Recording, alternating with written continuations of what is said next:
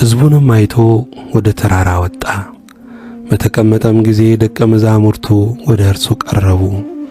አፉንም ከፍቶ አስተማራቸው፣ እንዲህም አለ። በመንፈስ ድሆች የሆኑ ብፁዓን ናቸው፣ መንግሥተ ሰማያት የእነርሱ ናትና። የሚያዝኑ ብፁዓን ናቸው፣ መጽናናትን ያገኛሉና። የዋሆች ብፁዓን ናቸው፣ ምድርን ይወርሳሉና። ጽድቅን የሚራቡና የሚጠሙ ብፁዓን ናቸው፣ ይጠግባሉና። የሚምሩ ብፁዓን ናቸው፣ ይማራሉና። ልበ ንጹሖች ብፁዓን ናቸው፣ እግዚአብሔርን ያዩታልና። የሚያስተራርቁ ብፁዓን ናቸው፣ የእግዚአብሔር ልጆች ይባላሉና። ስለ ጽድቅ የሚሰደዱ ብፁዓን ናቸው፣ መንግሥተ ሰማያት የእነርሱ ናትና። ሲነቅፏችሁና ሲያሳድዷችሁ በእኔም ምክንያት ክፉን ሁሉ በውሸት ሲናገሩባችሁ ብፁዓን ናችሁ፣ ዋጋችሁ በሰማያት ታላቅ ነውና ደስ ይበላችሁ፣ ሐሴትም አድርጉ። ከእናንተ በፊት የነበሩትን ነቢያትን እንዲሁ አሳደዋቸዋልና። እናንተ የምድር ጨው ናችሁ። ጨው አልጫ ቢሆን ግን በምን ይጣፍጣል? ወደ ውጪ ተጥሎ በሰው ከመረገጥ በቀር ወደፊት ለምንም አይጠቅምም። እናንተ የዓለም ብርሃን ናችሁ። በተራራ ላይ ያለች ከተማ ልትሰወር አይቻላትም። መብራትንም አብርተው በዕንቅብ በታች አይደለም እንጂ በመቅረዙ ላይ ያኖሩታል፣ በቤት ላሉት ሁሉ ያበራል። መልካሙን ሥራችሁን አይተው በሰማያት ያለውን አባታችሁን እንዲያከብሩ ብርሃናችሁ እንዲሁ በሰው ፊት ይብራ። እኔ ሕግንና ነቢያትን ለመሻር የመጣሁ አይምሰላችሁ፣ ልፈጽም እንጂ ለመሻር አልመጣሁም። እውነት እላችኋለሁ ሰማይና ምድር እስኪያልፍ ድረስ ከሕግ አንዲት የውጣ ወይም አንዲት ነጥብ ከቶ አታልፍም፣ ሁሉ እስኪፈጸም ድረስ። እንግዲህ ከነዚህ ከሁሉ ካነሱት ትእዛዛት አንዲቱንም የሚሽር ለሰውም እንዲሁ የሚያስተምር ማንም ሰው በመንግሥተ ሰማያት ከሁሉ ታናሽ ይባላል። የሚያደርግ ግን የሚያስተምርም ማንም ቢሆን እርሱ በመንግሥተ ሰማያት ታላቅ ይባላል። እላችኋለሁና ጽድቃችሁ ከጻፎችና ከፈሪሳውያን ጽድቅ ካልበለጠ ወደ መንግሥተ ሰማያት ከቶ አትገቡም።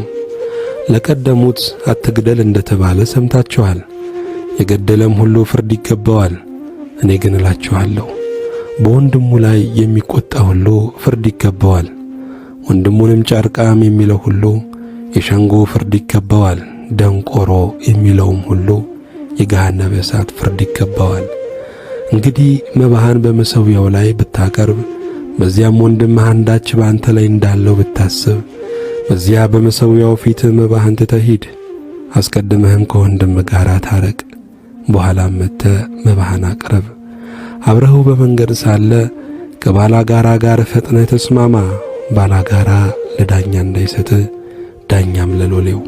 ወደ ወህኒም ትጣላለህ። እውነት እልሃለሁ የመጨረሻዋን ሳንቲም እስክትከፍል ድረስ ከቶ ከዚያ አትወጣም። አታመንዝር እንደተባለ ሰምታችኋል። እኔ ግን እላችኋለሁ ወደ ሴት ያየ ሁሉ የተመኛትም ያን ጊዜ በልቡ ከእርሷ ጋር አመንዝሯል። ቀኝ ዓይንህንም ብታሰናክልህ አውጥተህ ካንተ ጣላት። ሙሉ ሰውነትህ በገሃነም ከሚጣል ይልቅ ከአካላትህ አንድ ቢጠፋ ይሻላልና። ቀኝ እጅህም ብታሰናክልህ ቆርጠህ ካንተ ጣላት። ሙሉ ሰውነትህ በገሃነም ከሚጣል ይልቅ ከአካላትህ አንድ ቢጠፋ ይሻላልና። ሚስቱን የሚፈታት ሁሉ የፍችዋንም ጽሕፈት ይስጣት ተባለ። እኔ ግን እላችኋለሁ ያለ ዝሙት ምክንያት ሚስቱን የሚፈታ ሁሉ አመንዝራ ያደርጋታል፣ የተፈታችውንም የሚያገባ ሁሉ ያመነዝራል። ደግሞ ለቀደሙት በውሸት አትማል፣ ነገር ግን መሐላዎችህን ለጌታ ስጥ እንደተባለ ሰምታችኋል። እኔ ግን እላችኋለሁ ከቶ አትማሉ። በሰማይ አይሆንም የእግዚአብሔር ዙፋን ነውና፣ በምድርም አይሆንም የእግሩ መረገጫ ናትና፣ በኢየሩሳሌምም አይሆንም የታላቁ ንጉሥ ከተማ ናትና። በራስህም አትማል፣ አንዲቱን ጠጉር ነጭ ወይም ጥቁር ልታደርግ አትችልምና። ነገር ግን ቃላችሁ አዎን አዎን ወይም አይደለም አይደለም ይሁን፣ ከነዚህ ወጣ ከክፉ ነው። ዓይን ስለ ዓይን ጥርስም ስለ ጥርስ እንደተባለ ሰምታችኋል። እኔ ግን እላችኋለሁ ክፉውን አትቃወሙ፣ ዳሩ ግን ቀኝ ጉንጭህን በጥፊ ለሚመታ ሁሉ ሁለተኛውን ደግሞ አዙርለት። እንዲከስህም እጀ ጠባብህንም እንዲወስድ ለሚወድ መጎናጸፊያን ደግሞ ተውለት። ማንም ሰው አንድ ምዕራፍ ትሄድ ዘንድ ቢያስገድድህ ሁለተኛውን ከእርሱ ጋር ሂድ። ለሚለምንህ ስጥ፣ ካንተ የሚበደር ዘንድ ከሚወደው ፈቀቅ አትበል። ባልንጀራህን ውደድ፣ ጠላትህንም ጥላ እንደተባለ ሰምታችኋል። እኔ ግን እላችኋለሁ በሰማያት ላለ አባታችሁ ልጆቹ ትሆኑ ዘንድ ጠላቶቻችሁን ውደዱ፣ የሚረግሟችሁንም መርቁ፣ ለሚጠሏችሁም መልካም አድርጉ፣ ስለሚያሳድዷችሁም ጸልዩ። እርሱ በክፉዎችና በበጎዎች ላይ ፀሐይን ያወጣልና በጻድቃንና በኃጢአተኞችም ላይ ዝናቡን ያዘንባልና። የሚወዷችሁን ብትወዱ ምን ዋጋ አላችሁ? ቀራጮችስ ያንኑ ያደርጉ የለምን? ወንድሞቻችሁንም ብቻ እጅ ብትነሱ ምን ብልጫ ታደርጋላችሁ? አሕዛብስ ያንኑ ያደርጉ የለምን? እንግዲህ የሰማዩ አባታችሁ ፍጹም እንደሆነ እናንተ ፍጹማን ሁኑ። ምስጋና ለእግዚአብሔር ይሁን። በዚያ ወራት መጥምቁ ዮሐንስ መንግሥተ ሰማያት ቀርባለችና ንስሐ ግቡ ብሎ በይሁዳ ምድረ በዳ እየሰበከ መጣ። በነቢዩ በኢሳይያስ የጌታን መንገድ አዘጋጁ፣ ጠርጊያውንም አቅኑ እያለ በምድረ በዳ የሚጮህ ሰው ድምፅ የተባለለት ይህ ነውና። ራሱም ዮሐንስ የግመል ጠጉር ልብስ ነበረው፣ በወገቡም ጠፈር ይታጠቅ ነበረ። ምግቡም አንበጣና የበረሃ ማር ነበረ። ያን ጊዜ ኢየሩሳሌም፣ ይሁዳም ሁሉ በዮርዳኖስም ዙሪያ ያለ አገር ሁሉ ወደ እርሱ ይወጡ ነበረ። ኃጢአታቸውንም እየተናዘዙ በዮርዳኖስ ወንዝ ከእርሱ ይጠመቁ ነበረ። ዳሩ ግን ከፈሪሳውያንና ከሰዱቃውያንም ብዙዎች ወደ ጥምቀቱ ሲመጡ ባየ ጊዜ እንዲህ አላቸው፣ እናንተ የእፉኝት ልጆች ከሚመጣው ቁጣ እንድትሸሹ ማን አመለከታችሁ? እንግዲህ ለንስሐ የሚገባ ፍሬ አድርጉ። በልባችሁም አብርሃም አባት አለን እንደምትሉ አይምሰላችሁ። እላችኋለሁና ከነዚህ ድንጋዮች ለአብርሃም ልጆች ሊያስነሳለት እግዚአብሔር ይችላል። አሁንስ ምሳር በዛፎች ስር ተቀምጧል። እንግዲህ መልካም ፍሬ የማያደርግ ዛፍ ሁሉ ይቆረጣል፣ ወደ እሳትም ይጣላል። እኔስ ለንስሐ በውሃ አጠምቃችኋለሁ። ጫማውን እሸከም ዘንድ ከማይገባኝ ከኔ በኋላ የሚመጣው ግን ከኔ ይልቅ ይበረታል። እርሱ በመንፈስ ቅዱስ በእሳትም ያጠምቃችኋል። መንሹም በእጁ ነው፣ አውድማውንም ፈጽሞ ያጠራል፣ ስንዴውንም በጎተራው ይከታል፣ ገለባውን ግን በማይጠፋ እሳት ያቃጥለዋል። ያን ጊዜ ኢየሱስ በዮሐንስ ሊጠመቅ ከገሊላ ወደ ዮርዳኖስ መጣ። ዮሐንስ ግን እኔ ባንተ ልጠመቅ ያስፈልገኛል፣ አንተ ወደ እኔ ትመጣለህን ብሎ ይከለክለው ነበር። ኢየሱስም መልሶ አሁንስ ፍቀድልኝ፣ እንዲህ ጽድቅን ሁሉ መፈጸም ይገባናልና አለው። ያን ጊዜ ፈቀደለት። ኢየሱስም ከተጠመቀ በኋላ ወዲያው ከውሃ ወጣ።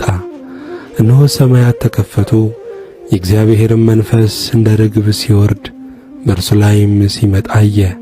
እነሆም ድምፅ ከሰማያት መጥቶ በእርሱ ደስ የሚለኝ የምወደው ልጄ ይህ ነው አለ። ምስጋና ለእግዚአብሔር ይሁን። በታንኳም ገብቶ ተሻገረና ወደ ገዛ ከተማው መጣ። እነሆም በአልጋ የተኛ ሽባ ወደ እርሱ አመጡ። ኢየሱስም እምነታቸውን አይቶ ሽባውን አንተ ልጅ አይዞህ፣ ኃጢአትህ ተሰረየችልህ አለው። እነሆም ከጻፎች አንዳንዱ በልባቸው ይህስ ይሳደባል አሉ። ኢየሱስም ሐሳባቸውን አውቆ እንዲህ አለ፣ ስለምን በልባችሁ ክፉ ታስባላችሁ? ኃጢአትህ ተሰረየችልህ ከማለት ወይስ ተነሳና ሂድ ከማለት ማናቸው ይቀላል? ነገር ግን በምድር ላይ ኃጢአትን ያሰርይ ዘንድ ለሰው ልጅ ሥልጣን እንዳለው እንድታውቁ። በዚያ ጊዜ ሽባውን ተነሳ፣ አልጋህን ተሸከምና ወደ ቤትህ ሂድ አለው።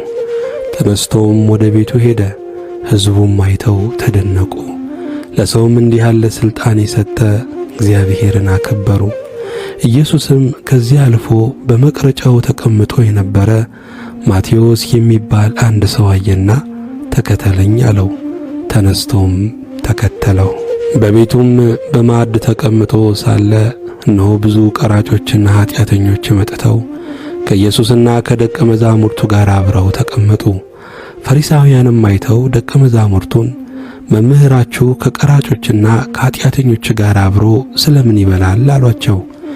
ኢየሱስም ሰምቶ ሕመምተኞች እንጂ ባለጤናዎች ባለመድኃኒት አያስፈልጋቸውም፣ ነገር ግን ሄዳችሁ ምሕረትን እወዳለሁ መሥዋዕትንም አይደለም ያለው ምን እንደሆነ ተማሩ። ኃጢአተኞችን ወደ ንስሐ እንጂ ጻድቃንን ልጠራ አልመጣሁምና አላቸው። በዚያን ጊዜ የዮሐንስ ደቀ መዛሙርት ወደ እርሱ ቀርበው እኛና ፈሪሳውያን ብዙ ጊዜ የምንጦመው ደቀ መዛሙርት ግን የማይጦሙት ስለምንድን ነው አሉት። ኢየሱስም እንዲህ አላቸው፣ ሚዜዎች ሙሽራው ከእነርሱ ጋር ሳለ ሊያዝኑ ይችላሉን? ነገር ግን ሙሽራው ከእነርሱ የሚወሰድበት ወራት ይመጣል፣ በዚያ ጊዜም ይጦማሉ። ባረጀ ልብስ አዲስ እራፊ የሚያኖር የለም፣ መጣፊያው ልብሱንም ይቦጭቀዋልና መቀደዱም የባሰ ይሆናል። ባረጀ አቁማዳ አዲስ የወይን ጠጅ የሚያኖር የለም፣ ቢደረግ ግን አቁማዳው ይፈነዳል፣ የወይን ጠጁም ይፈሳል፣ አቁማዳውም ይጠፋል። ነገር ግን አዲሱን የወይን ጠጅ በአዲሱ አቁማዳ ያኖረዋል። ሁለቱም ይጠባበቃሉ። ይህንም ሲነግራቸው አንድ መኮንን መጥቶ ልጄ አሁን ሞተች፣ ነገር ግን መጥተህ እጅህን ጫንባት በሕይወትም ትኖራለች እያለ ሰገደለት። ኢየሱስም ተነስቶ ከደቀ መዛሙርቱ ጋር ተከተለው። እነሆም ከ12 ዓመት ጀምሮ ደም የሚፈሳት ሴት በኋላው ቀርባ የልብሱን ጫፍ ዳሰሰች። በልቧ ልብሱን ብቻ የዳሰስኩ እንደሆነ እድናለሁ ትል ነበረችና። ኢየሱስም ዘወር ብሎ አያትና ልጄ ሆይ አይዞሽ፣ እምነትሽ አድኖሻል አላት። ሴቲቱም ከዚያች ሰዓት ጀምሮ ዳነች። ኢየሱስም ወደ መኮንኑ ቤት በደረሰ ጊዜ እምቢልተኞችንና የሚንጫጫውን ሕዝብ አይቶ ብላቴናይቱ ተኝታለች እንጂ አልሞተችምና ፈቀቅ በሉ አላቸው። በጣምም ሳቁበት። ሕዝቡን ግን ካስወጡ በኋላ ገብቶ እጇን ያዛት። ብላቴናይቱም ተነሳች። ያም ዝና ወደዚያ አገር ሁሉ ወጣ። ኢየሱስም ከዚያ ሲያልፍ 2 ዕውሮች የዳዊት ልጅ ሆይ ማረን ብለው እየጮኹ ተከተሉት። ወደ ቤትም በገባ ጊዜ ዕውሮቹ ወደ እርሱ ቀረቡ። ኢየሱስም ይህን ማድረግ እንድችል ታምናላችሁን አላቸው። አዎን ጌታ ሆይ አሉት። በዚያን ጊዜ እንደ እምነታችሁ ሆነላችሁ ብሎ ዓይኖቻቸውን ዳሰሰ። ዓይኖቻቸውም ተከፈቱ። ኢየሱስም ማንም እንዳያውቅ ተጠንቀቁ ብሎ በብርቱ አዘዛቸው። እነርሱ ግን ወጥተው በዚያ አገር ሁሉ ስለ እርሱ አወሩ። እነርሱም ሲወጡ እነሆ ጋኔን ያደረበትን ዲዳ ሰው ወደ እርሱ አመጡ። ጋኔኑንም ካወጣው በኋላ ዲዳው ተናገረ። ሕዝቡም እንዲህ ያለ በእስራኤል ዘንድ ከቶ አልታየም እያሉ ተደነቁ። ፈሪሳውያን ግን በአጋንንት አለቃ አጋንንትን ያወጣል አሉ። ኢየሱስም በምኵራቦቻቸው እያስተማረ የመንግሥትንም ወንጌል እየሰበከ በሕዝብም ያለውን ደዌና ሕማም ሁሉ እየፈወሰ በከተማዎችና በመንደሮች ሁሉ ይዞር ነበረ። ብዙ ሕዝብም ባየ ጊዜ እረኛ እንደሌላቸው በጎች ተጨንቀው ተጥለውም ነበረና አዘነላቸው። በዚያን ጊዜ ደቀ መዛሙርቱን መከሩስ ብዙ ነው፣ ሠራተኞች ግን ጥቂቶች ናቸው። እንግዲህ የመከሩን ጌታ ወደ መከሩ ሠራተኞችን እንዲልክ ለምኑት አላቸው። ምስጋና ለእግዚአብሔር ይሁን።